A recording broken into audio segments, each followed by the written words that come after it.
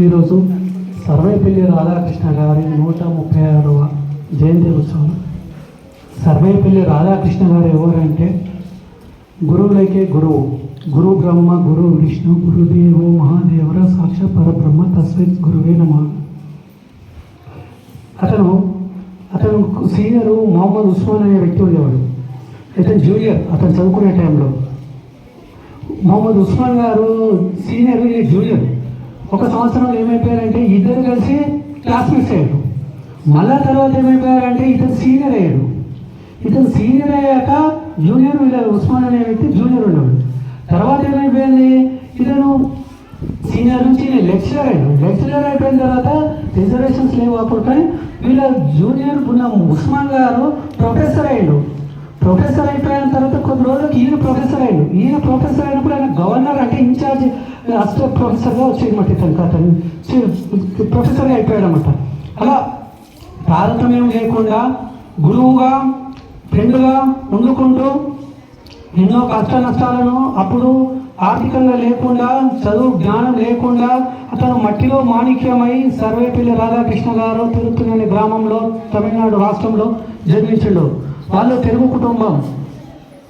అతను ఎన్నో తమిళనాడులో తమిళనాడులో యూనివర్సిటీ నుంచి ప్రొఫెసర్గా వచ్చి ఫిలాసఫీని రాసుకొని ఆంధ్ర యూనివర్సిటీలో, బనారస్ యూనివర్సిటీలో, కర్ణాటక యూనివర్సిటీలో నుంచి ప్రొఫెసర్ అయ్యాయి.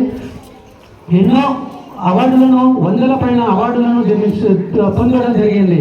అతనికి భారత రత్న అనే బిరుదు కూడా ఇవ్వడేది. మొదటి మన ఉపరాష్ట్రపతి సర్వేపల్లి రాధాకృష్ణ గారు, తర్వాత రెండవ రాష్ట్రపతి కూడా సర్వేపల్లి రాధాకృష్ణ గారు.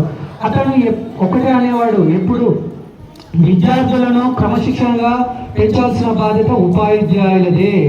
ఉపాధ్యాయులకు మంచి విలువైన స్థానం ఎవరు అంటే మన ఉపాధ్యాయులకు ఉన్నంత గౌరవము ఇంకా ఏ స్థానంలో ఉండేది. ఎందుకంటే ఇవాళ ఒక పోలీస్ ఆఫీసర్ ఉంటుండొచ్చు, పోలీస్ ఆఫీసర్ లేకపోతే శాంతి భద్రతలు క్షీణిస్తాయి. తర్వాత ఒక డాక్టర్ లేకపోతే వైద్యం క్షీణిస్తుంది. తర్వాత ఒక న్యాయశాస్త్రంలో న్యాయం లేకపోతే న్యాయం క్షీణిస్తుంది. అంతేగాని ఉపాధ్యాయులు లేకపోతే జీవితమే లేదు. ఉపాధ్యాయ వృత్తికి అన్నింటికీ మించినది ఉపాధ్యాయులు. అందుకే అతన్ని మనము భారత రత్నగా గౌరవించుకోవడం జరిగింది.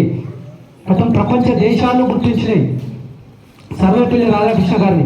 అలాగే మన ఇంకోటి బాల్ గంగాధర్ తిలక్ను, బాల్ గంగాధర్ తిలక్ గారు స్వతంత్రం కంటే ముందు అతను ఉపాధ్యాయ వృత్తిలో ఉన్నాడు.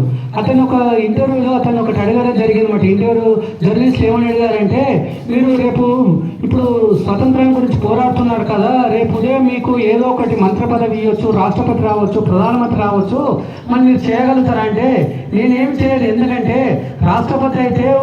రాష్ట్రపతి కావడం ఈజీ, కానీ ఒక ఉపాధ్యాయుడు కావడం కష్టం. ఎందుకంటే రాష్ట్రపతి కింద పిఏలు ఉంటారు, వాళ్ళ గవర్నమెంట్స్ ఉంటారు, వాళ్ళ ప్రోటోకాల్ ఉంటుంది, అంతా వాళ్ళే చెప్తారు. కానీ ఉపాధ్యాయుడు అంటే ఏంటంటే, నేను నేర్చుకొని నేను 40 మంది విద్యార్థులు క్లాసులో నేర్పించే వ్యక్తిని. నేను ఇలాంటి రాష్ట్రపతులను ఎంతో మందినైనా నేను తయారు చేయగలుగుతాను, కానీ రాష్ట్రపతి ఒక టీచర్ను తయారు చేయలేడు అనడం జరిగింది.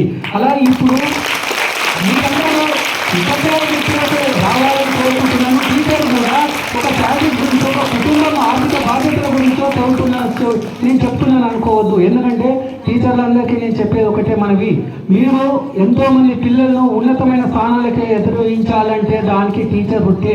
మీరు కష్టపడండి టీచర్లు. మీ సమస్యలు మీ ఉంటుండొచ్చు, కానీ మీ సమస్యలను మనసులో ఉంచుకొని మీరు పిల్లల భవిష్యత్తు ఆలోచించి పిల్లలను ఉన్నత స్థాయికి తీసుకుపోవాలి.